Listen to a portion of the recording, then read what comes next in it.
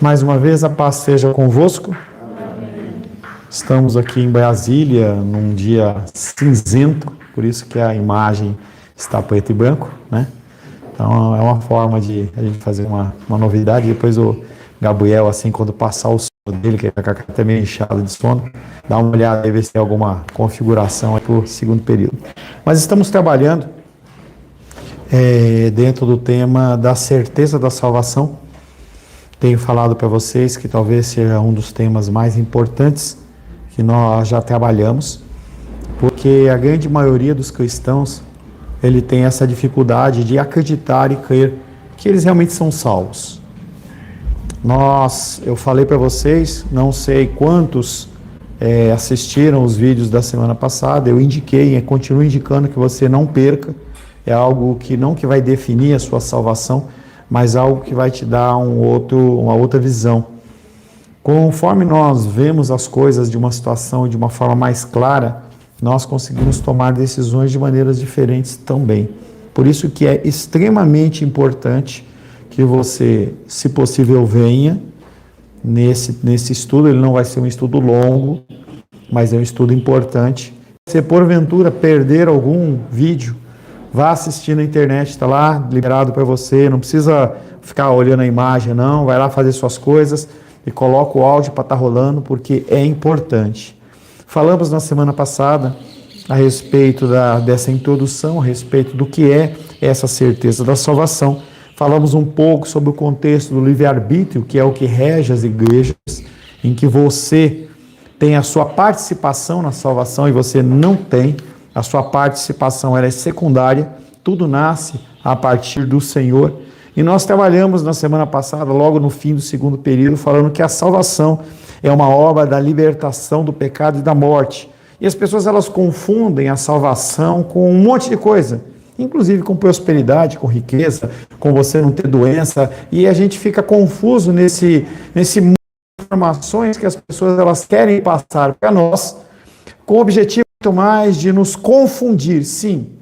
Porque quanto mais confuso você estiver, mais você fica suscetível às besteiras, às tolices que são faladas no altar por pessoas que não estão nem aí com a sua espiritualidade. Eles estão muito mais preocupados com a manutenção financeira da igreja ou das coisas da vida do que qualquer outra coisa. A gente tem que tomar um cuidado muito grande em relação a essa situação. Nós temos que tomar cuidado porque nós estamos falando da vida eterna. E quando nós não nos preocupamos com a vida eterna, nós vivemos a revelia fazendo uma série de coisas que não agradam ao Senhor. Eu finalizei Reis, comecei a ler Crônicas e vejo as pessoas elas tendo dificuldade, não dificuldade de fazer, mas dificuldade de aceitar. Porque eu quero que a coisa aconteça segundo a minha vontade e a banda ela toca de uma maneira bem diferente. É como uma pessoa que está tocando um som de rock e você está lá querendo dançar samba. Não bate. Se você é cristão, você tem que se posicionar. Então nós temos que entender que a salvação é uma obra de libertação do pecado e da morte. Exclui as outras coisas que são acessórias. O principal, você é liberto da morte eterna e você é liberto da possibilidade de ficar suscetível ao pecado. Lendo rapidamente apenas esse tema, pecado implica em rebeldia contra Deus, contra a sua vontade manifesta em sua lei. Por causa disso, o homem sem Cristo ama o pecado e não tem interesse nenhum pela graça oferecida por Cristo. Como consequência, a Bíblia declara que este homem está morto espiritualmente. Portanto, não pode desejar a vida, pois tudo o que conhece é a morte. Hoje o povo está agitado, vamos acalmar aí as coisas, hein? A salvação oferecida por Cristo nos liberta desse poder do pecado e nos restaura a comunhão com Deus e o prazer de cumprirmos a sua vontade conforme se manifesta na sua lei. Sem Cristo, nós não queremos Deus. Sem Cristo, nós queremos qualquer coisa menos Deus. Nós ouvimos nas igrejas que nós já frequentamos que agora nós somos bons, que agora nós somos as ovelhinhas de Jesus. Na verdade, nós continuamos sendo rebeldes. A única diferença é que o sangue do Cordeiro é sobre as nossas vidas. E isso é o que faz toda a diferença. O segundo tópico, dentro dessa condição, falando da certeza da salvação, dos pressupostos, Toda a humanidade se encontra debaixo do poder do pecado e da morte. Não há pessoas boas. Você não é isento de condição do pecado, desde o menor ao maior, do mais informação até o mais idoso.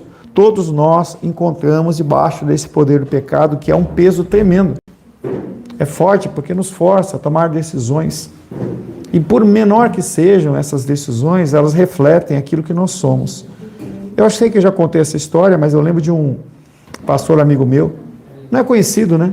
Em que ele estava fazendo uma campanha de intercessão e evangelismo ao redor do Brasil. E aí ele disse que ele estava passando ele com o intercessor na frente de uma plantação de algodão. Eu nunca estive numa plantação de algodão, mas ela deve ser uma coisa muito bonitinha, né? Aquelas monte de florzinha branquinha lá, por longo caminho, né?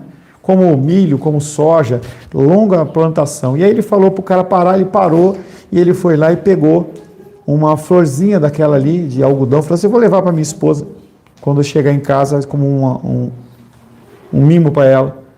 E aí o carro saiu, e aí ele começou a se sentir incomodado, ele começou a orar no carro. E Deus olhou para ele e falou para ele que ele era um ladrão. E ele ficou querendo entender por que ele era um ladrão. E aí ele olhou para aquela florzinha de algodão e ele realmente reparou. Os pequenos atos que nós cometemos, eles são pecado.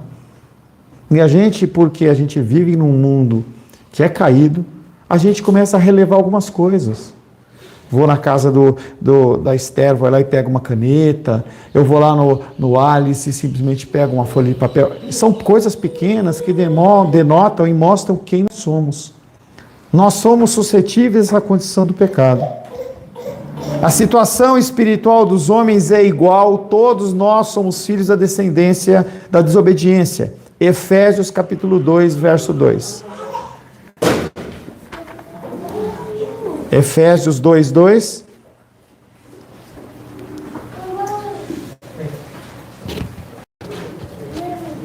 Se tiver com fome, o Lucas também está com fome, tá? Efésios 2, 2. Aqui.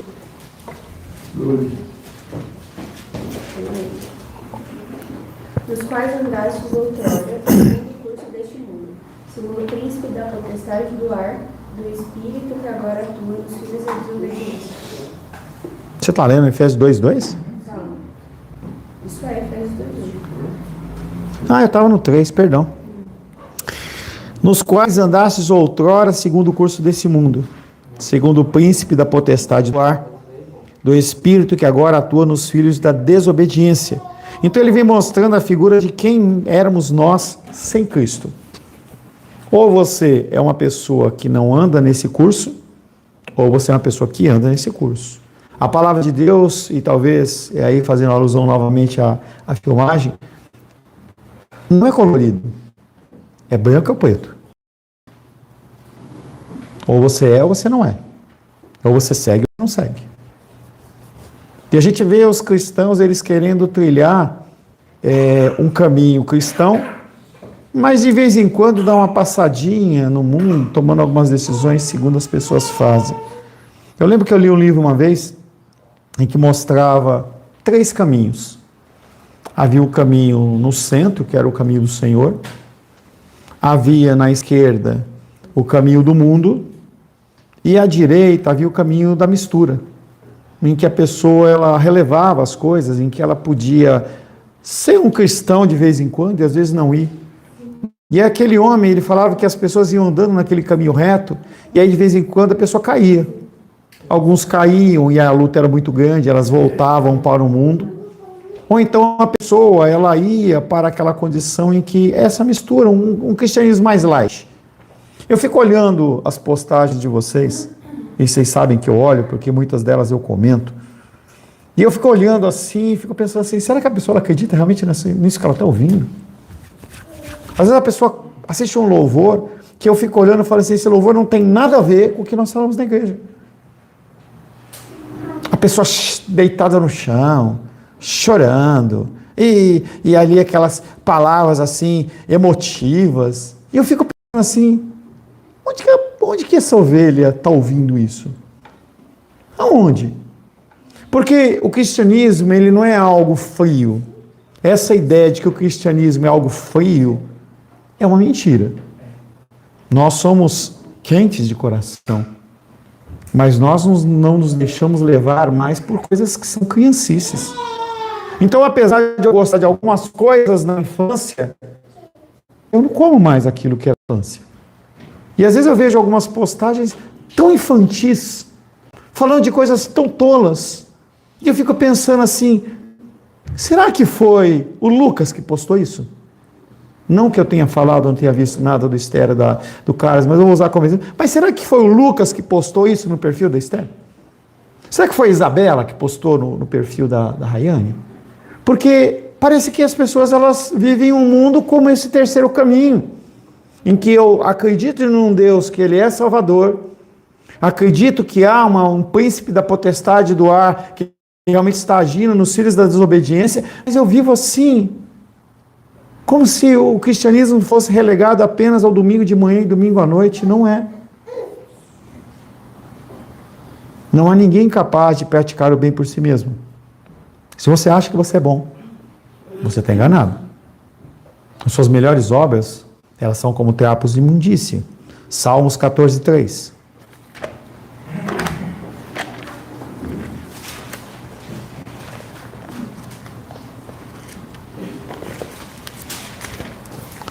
Salmos capítulo 14, verso 3.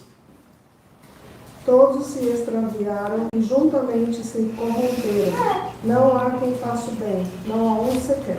Um versículo como esse, dependendo da igreja que você prega, o cara vai achar que isso é mentira. É como você pregar sobre Isaías, falando de imagem e escultura, dentro de uma igreja católica romana. A pessoa fala, esse versículo não está na Bíblia. É como olhar esse versículo e falar, não, esse versículo não é verdade. Eu não sou tão mal assim. Quem está falando isso? Eu sou bom.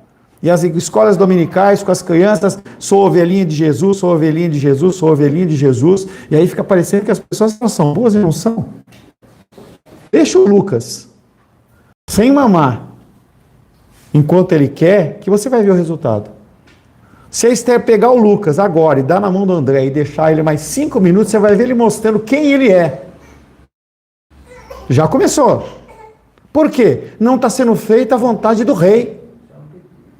É o rei. Ele se acha o rei. E nós nos achamos rei dentro da nossa vida, dentro da nossa família, dentro da sociedade. Romanos capítulo 3, verso 12.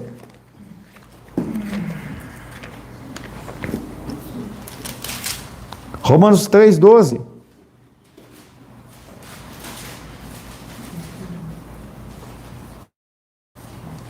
Todos se extraviaram, a uma se fizeram inúteis. Não há quem faça o bem, não há nenhum sequer. Paulo pega o texto do salmista e ele engrossa a coisa falando, você é inútil. Inútil. Não serve para absolutamente nada. E as pessoas elas estão aí nas igrejas achando que elas são a maravilha, a última bolacha do pacote, aquela coisa que, poxa, eu encontrei o Alice, nossa, que privilégio. Gente, ele fala que nós somos inúteis. Tudo o que podem praticar é como a sua natureza pecaminosa, de alguma forma revela. Isaías, capítulo 66.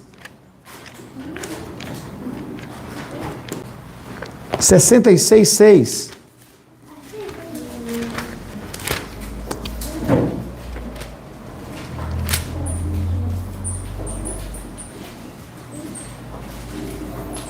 Será que é esse texto mesmo?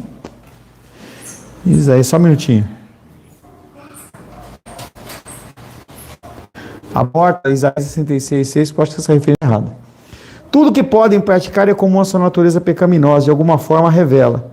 Assim como nenhum homem pode fazer o bem por sua própria vontade, mas aquilo que é pertinente ao pecado, não existe livre-arbítrio. Livre-arbítrio, eu faço o que eu quero, nem Deus me controla.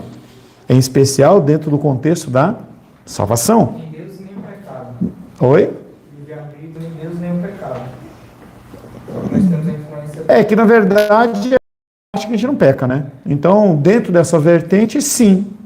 Nada controla. Na verdade, como nós vivemos uma sociedade nos dias de hoje em que ela é amoral, ou seja, nós não temos referência nem padrão, não existe o que é certo e o que é errado.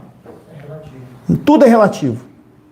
Einstein, ele faz a lei da relatividade, e aí o ser humano pega a relatividade e coloca dentro do contexto de relacionamento humano. Ou seja, tudo é relativo. Se tudo é relativo, nada é firme, nada é uma certeza. É cinza? Não. É azul claro? Não sei, é o que eu acho que é. O mundo, ele está andando dentro de uma vertente que ela não tem volta mais. Não tem volta mais. Estava lendo uma reportagem na internet mostrando que uma grande leva das pessoas da geração Z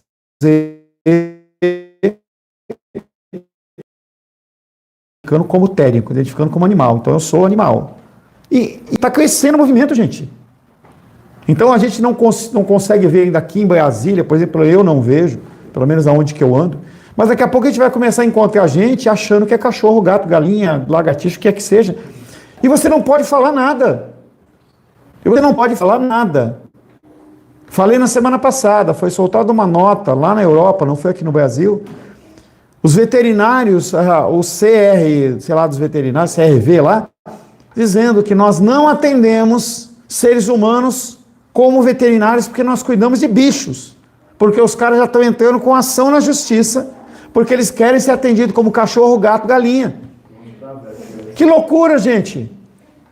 No Brasil a gente já tem pessoas sendo processadas, ginecologistas que não querem fazer um exame transvaginal num homem. E o cara processa o médico. E o médico dele, o CRM dele. Não há nada certo. E aí nós temos que entender que nós vivemos é a livre agência. Que o que é a livre agência? Eu faço tudo conforme a minha natureza. Eu sou pecador. Eu ajo como pecador. Em qualquer âmbito, em qualquer esfera, em qualquer momento, eu ajo como pecador. Se você começar a olhar para as suas atitudes, se você começar a fazer algo que todo final de ano eu falo, e você começar a parar no final do dia e começar a pensar no que você falou, no que você pensou e no que você fez, você vai se envergonhar. Não você, nós. Eu muito mais. Olhar e pensar, poxa, eu falei isso? Eu agi dessa maneira? E a gente simplesmente vai dormir e acha que a coisa passou e que está tudo certo, e nós começamos no outro dia com a cara mais lavada possível, esquecendo que nós demonstramos o nosso amor a Deus com o nosso amor ao próximo, ou a nossa falta de amor a Deus, porque nós não amamos o próximo. A salvação é oferecida graciosamente aos eleitos de Deus através da obra redentora de Cristo. Ela não é conseguida, ela não é comprada.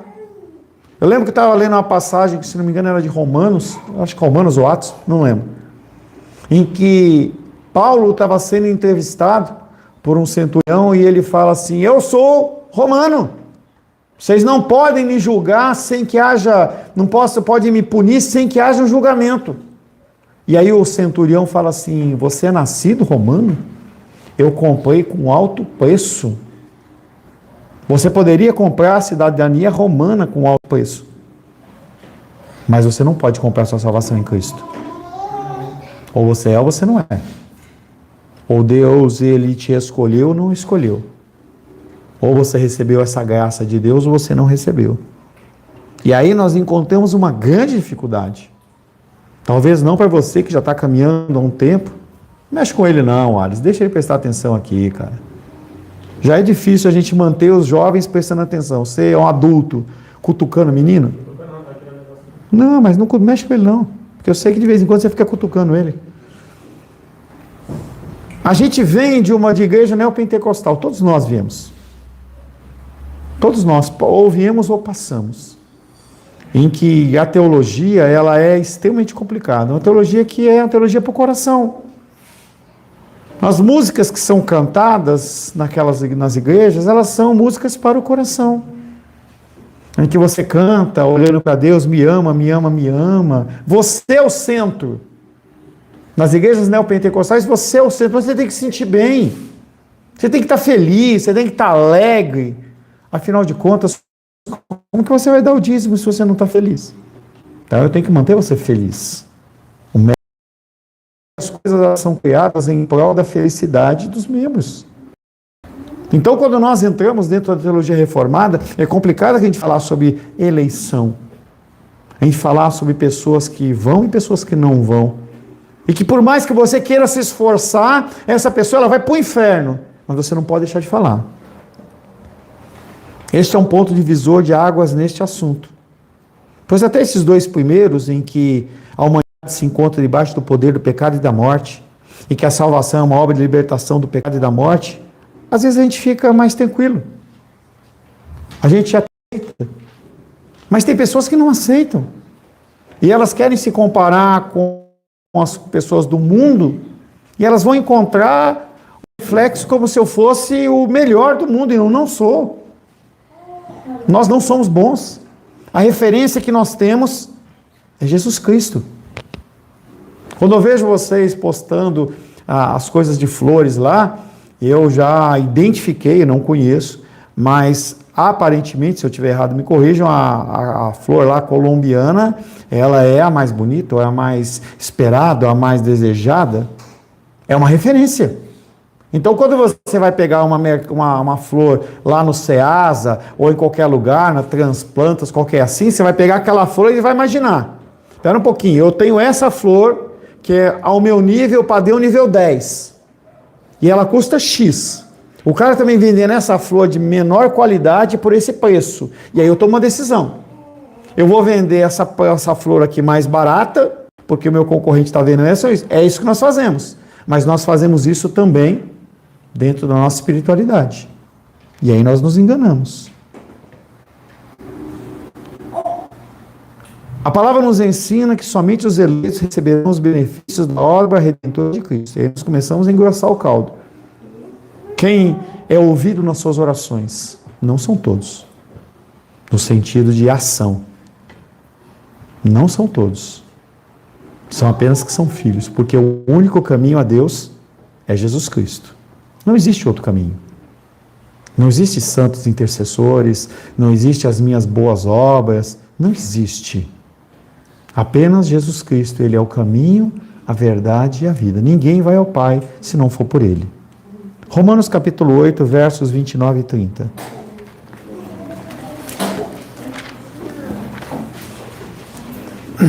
Romanos capítulo 8, versos 29 e 30. Portanto, aos que de antemão conheceu, também os predestinou para serem conformes à imagem de seu Filho, a fim de que ele seja o primogênito entre muitos irmãos. E aos que predestinou, a esses também chamou. E aos que chamou, a esses também justificou.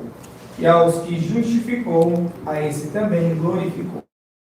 É como se Deus falasse assim: você não está entendendo? Eu vou desenhar. Eu predestinei pessoas. Essas pessoas têm um destino pré-determinado. Essas pessoas que têm um destino predeterminado, eu chamo. Porque se a pessoa não é chamada, ela não sabe o que está acontecendo. Então a gente pode estar num local e eu falo assim: Ingrid, vem aqui comigo.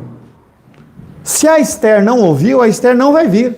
Porque o chamado foi para Ingrid. E é o que está aqui na palavra. Ele fala que ele predestinou e ele chama.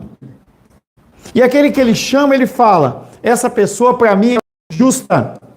O pecado dela não tem mais valia, porque o sangue do Cordeiro foi sobre o pecado da pessoa. Ele justificou. E aqueles que ele justificou, ele leva para a glória. Estes e apenas estes. Por mais que eu queira fazer uma coisa universal, não é. Não é o chamado de Deus para os filhos dele não é universal.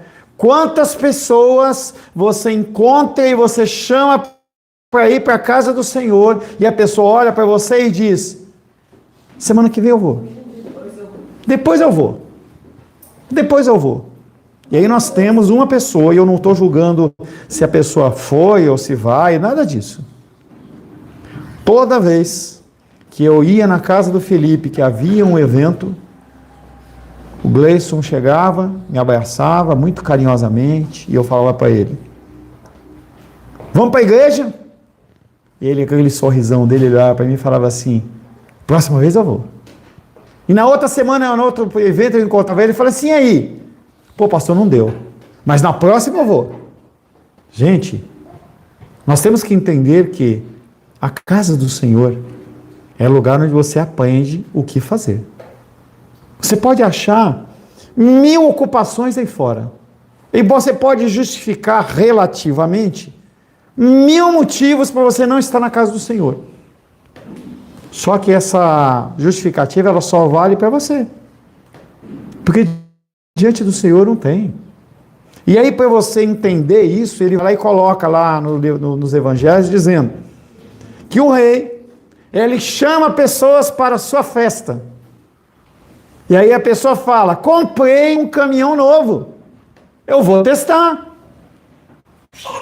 Eu casei e eu vou passear com minha esposa.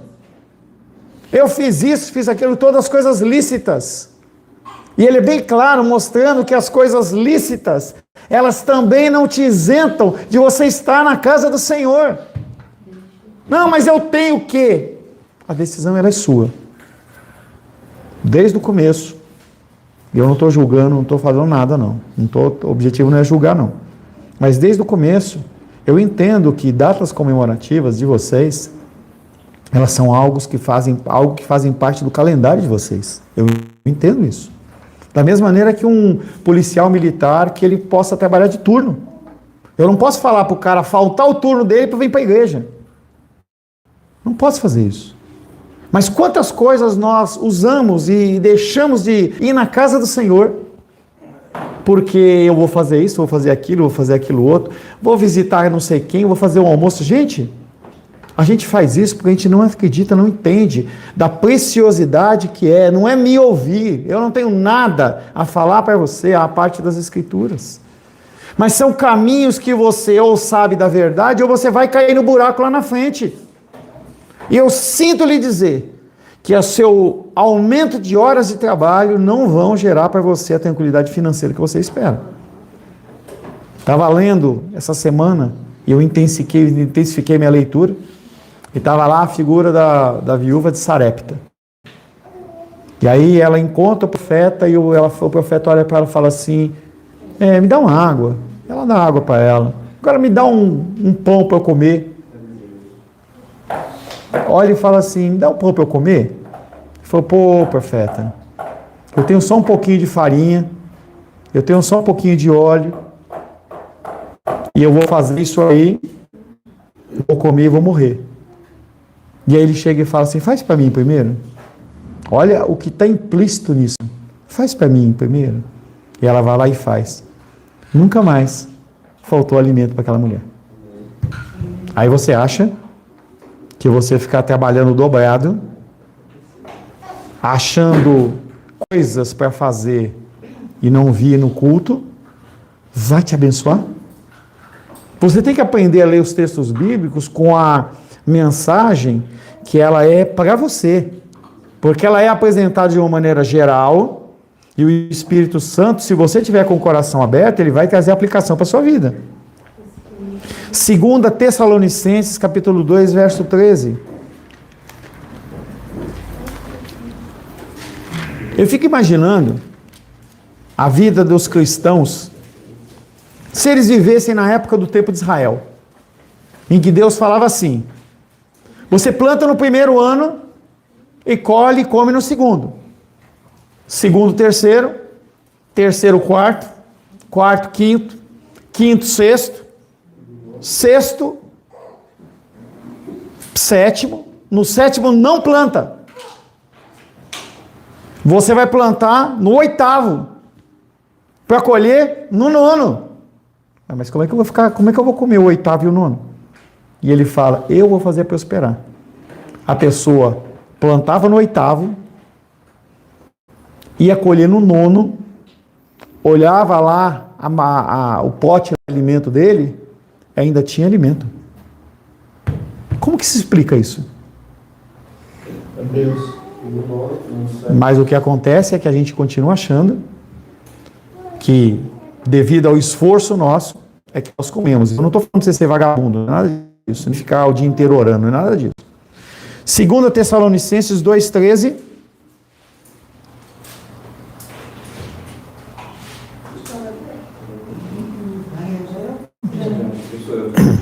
Entretanto, devemos sempre dar graças a Deus por vós, irmãos amados pelo Senhor, porque Deus vos escolheu desde o princípio para a salvação, pela santificação do Espírito e fé na verdade. Então o apóstolo Paulo, pregando para a igreja de Tessalônica, ele via e verificava que aquilo que havia sido determinado antes da fundação do mundo estava sendo dado fruto pela pregação dele naquele momento. Ele fala, eu dou graças a Deus, porque aquilo que foi programado e profetizado lá atrás, ele veio dar fruto aqui nos meus olhos.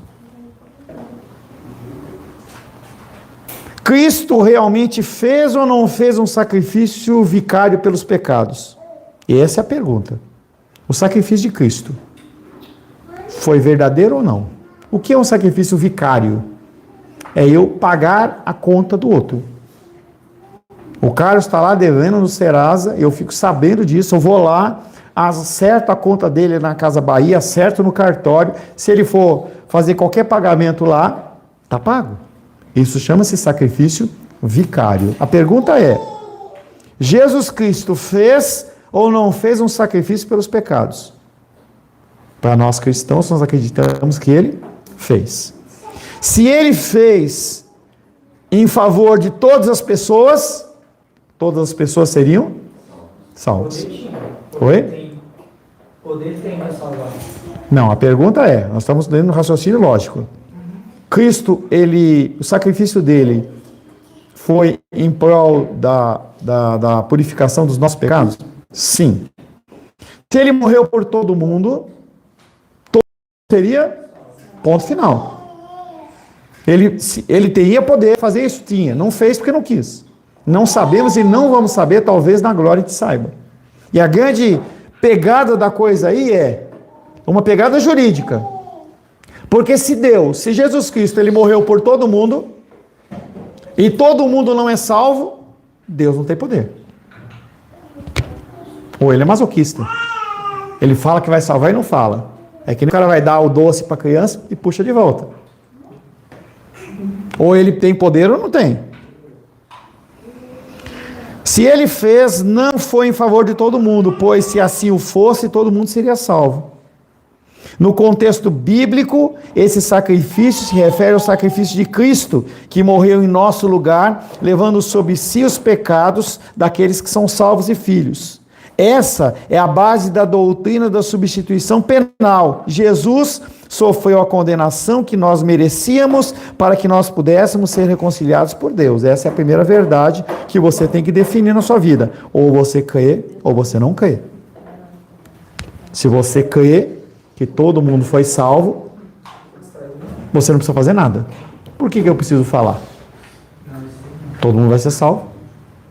Porque se a gente acredita que o sacrifício de Cristo ele é perfeito, e ele é perfeito, a incidência daquela determinação dele, aquela ação tem que alcançar as pessoas por qual foi designado. Ou ele não tem poder.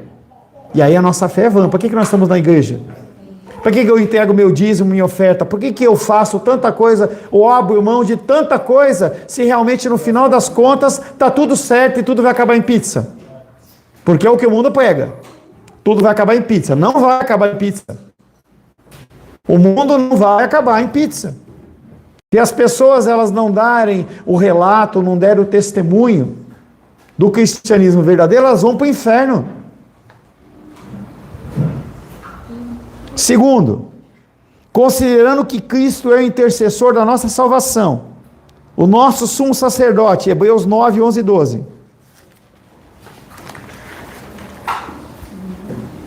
Hebreus 9, 11 e 12.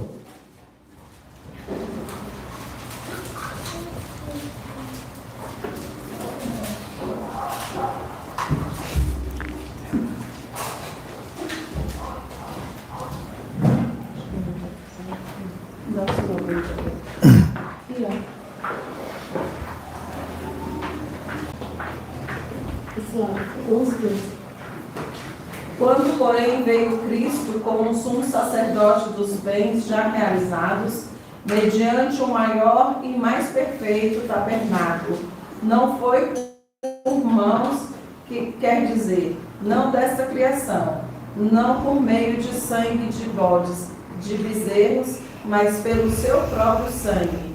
Entrou no Santo dos Santos, uma vez por todas, tendo obtido eterna redenção. Então, esse texto é extremamente importante. Quando nós falamos de sacrifício, a partir do tabernáculo, as pessoas, para retomarem a sua comunhão com Deus, eles tinham que sacrificar um animal.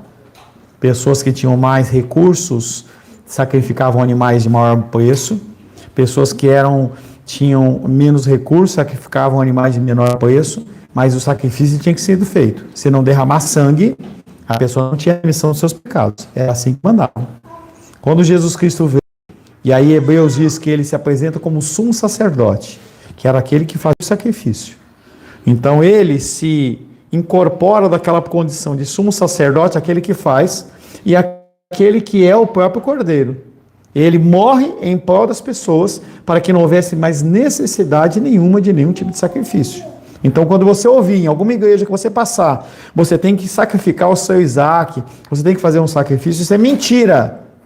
Você não tem que fazer sacrifício nenhum. Não tem que fazer sacrifício nenhum. E ainda na minha cabeça, a palavra que o Alice trouxe aqui há 2 semanas atrás, ele continua ribombando. Bom. Nós estamos indo para a igreja para quê? É porque é um hábito? É só para o pastor Paulo mandar mensagem para mim e falar assim, por que você não veio? Ou eu venho porque isso é uma necessidade do meu coração. A leitura, a oração, a comunhão com os irmãos, o que me impede?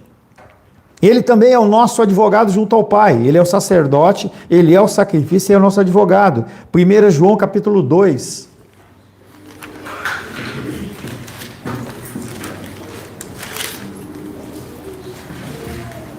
Primeiro João capítulo 2, versos 1 e 2.